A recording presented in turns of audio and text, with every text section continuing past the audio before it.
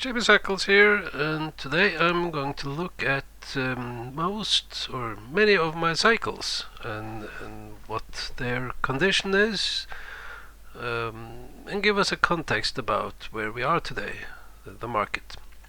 So I'm beginning with this one. Here we have the 28-year cycle, and that one became much more obvious when I used the inflation-adjusted stock market.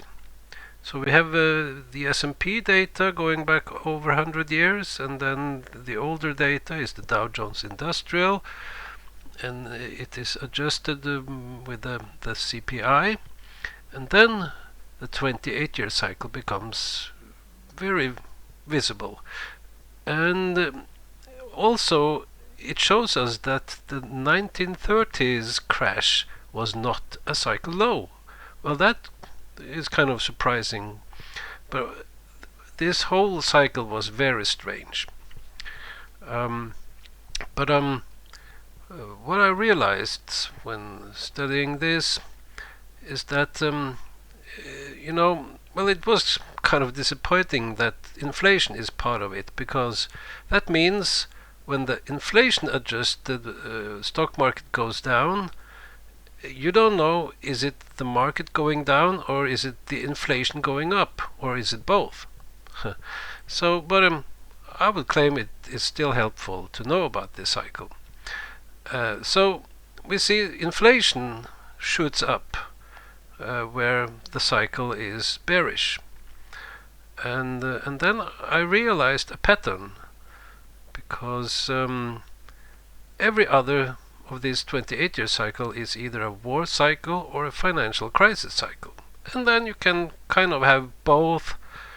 You can have war and financial crisis. You can have financial crisis and wars. But the dominant part here is war every second time, and the other financial crisis. And then we had the strange one in the 1930s and the Second World War, because this was supposed to be a financial crisis cycle, but then the crisis came very early in the 1930s. It was supposed to be in the 1940s. So the financial crisis didn't come where it was supposed to be. And then we got the worst war of them all, the Second World War. But that war was supposed to be in the 1970s. So that came early. So when we came to the 1970s, we didn't get any major war. Of course, there were wars, but not as bad as you would have expected from this cycle. And the current condition, is this is a war cycle.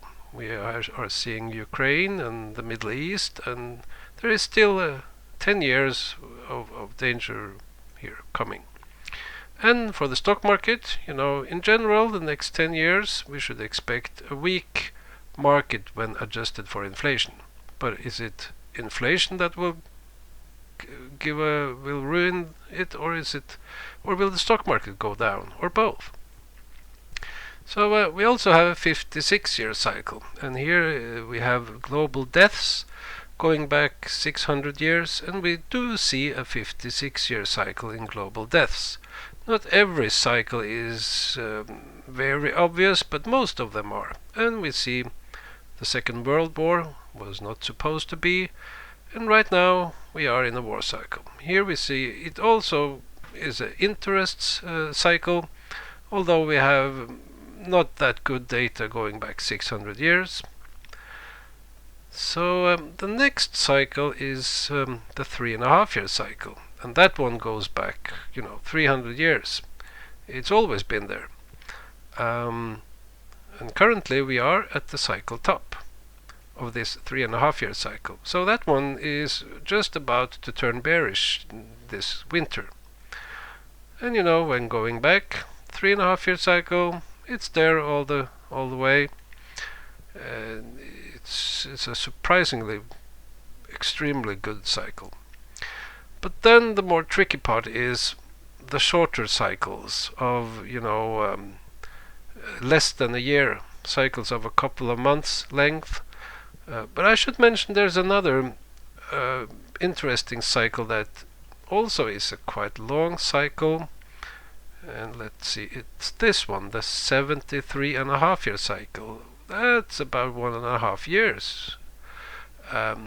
So I will not go into depth here, but you can visually see here that these bull market cycles are very often a multiple of these cycles.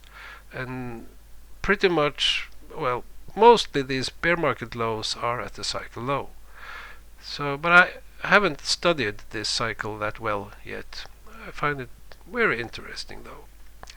So when we have the next step of shorter cycles, I've been into many different cycles in periods, 9 months, 6 months, or 25 weeks, I should say, and 20 weeks. But for a while now, I've been very convinced by this. It's the 17-week cycle, and often you see the double more clearly, the 34-week cycle. And it is related to a planetary cycle, or it's the tidal cycle, the tidal effect from the planets having the biggest effect on the Sun. That's Venus and Jupiter, and also Earth, and I haven't plotted Mercury here, but so this green cycle is actually the tidal effect on the Sun, and it is inverted. And actually the stock market follows this cycle. Also, I should say that the geomagnetic disturbances also follow this cycle, and so probably does solar activity, or I should say solar explosions, flares and coronal mass ejections. So it's all related. Planets, solar activity, and market sentiment. So right now we are going into a cycle low in January. Market has turned down, but I don't think we are going directly into any bear market here. So I would look for the next cycle top around February, March. I think that could be the bull market top.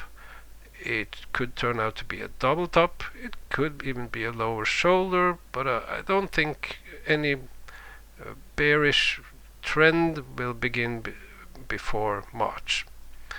So we have to see about.